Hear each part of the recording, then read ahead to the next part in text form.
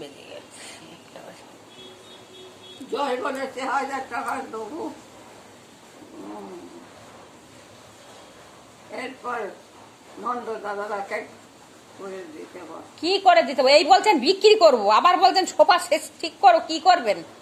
কি হবে কি ওই রকমই থাকবে, পরে ওদের দরকার লাগলে নেবে, আর না হলে বিক্রি করে টাকা নেবে।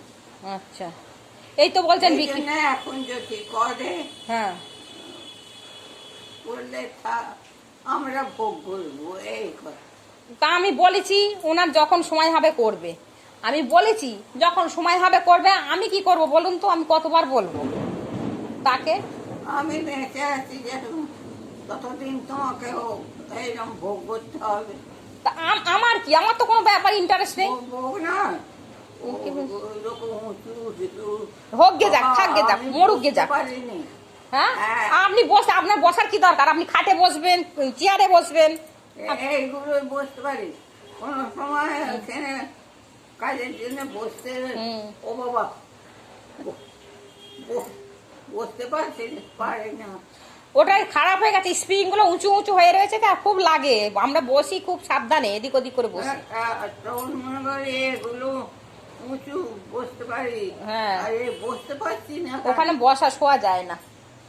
তা কি করব আমি, কি করব বলুন তো? আমাকে বলেন, আমি কোথায় পাবো মিস্ত্রি? আমি তো মিস্ত্রি খুঁজে পাবো না।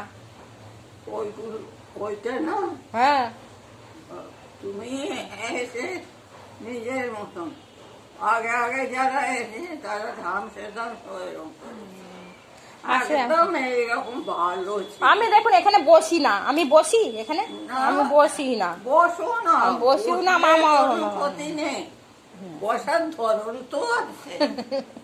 কি করব বলুন? আমি এক সাইডে বসি, দেখে শুনে বসি, ওইসব করি না। কি করব? কি করার নেই।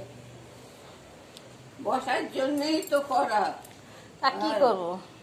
বসার ধরন তো আছে। হ্যাঁ, তুমি শুয়ে পড়ুন তো, ভাল লাগে না দুপুরবেলায় বিরক্ত করা আমার ভাল